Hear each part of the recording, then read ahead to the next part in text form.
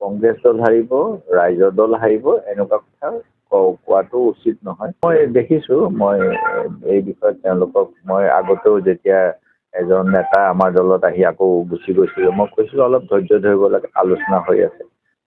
সেই গতিকে এতিয়া ধৈৰ্য নধৰি যদি কোনোবাই আৰু কিবা কিবি কৰিব বিচাৰে, মইতো ক'ব নোৱাৰোঁ। মই তেওঁলোকক পুনৰ আহ্বান জনাম, অলপ সময় লওক। তেওঁলোকৰ আমি উলিয়াই আছোঁ তেওঁলোকে ক'ত তেওঁলোকক এডজাষ্ট কৰিব পাৰি। তেওঁলোককতো যোৱাবাৰ চিটো দিয়া হৈছে, তেওঁলোকেতো সেই চিটততো শোচনীয় হৈছে।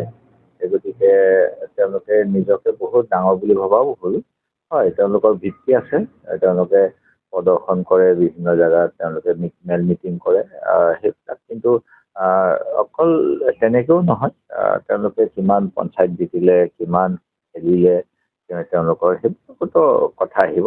তথাপিতো আমি বিৰোধী ঐক্যত সকলোকে একমডেট কৰিবলৈ চেষ্টা কৰি আছোঁ। এইটো তেখেতৰ নিজৰ কথা, মইতো ইয়াত আৰু ক'ব নোৱাৰোঁ। মই অনুৰোধহে কৰিব পাৰোঁ, যদি আৰু কোনোবাই বিজেপিক সহায় কৰিব বিচাৰে ভোট বিভাজন কৰি, মোৰতো কথা নাই। অখিল গগৈয়ে তেনেকুৱা নকৰিব বুলিয়ে মোৰ বিশ্বাস। মই গতিকে তেখেতে কৈছে যদিও মই ভাবোঁ পুনৰ বিবেচনা কৰিব। ৰাজনীতিত সদায় কিছু ধৈৰ্য্যৰ প্ৰয়োজন হয়।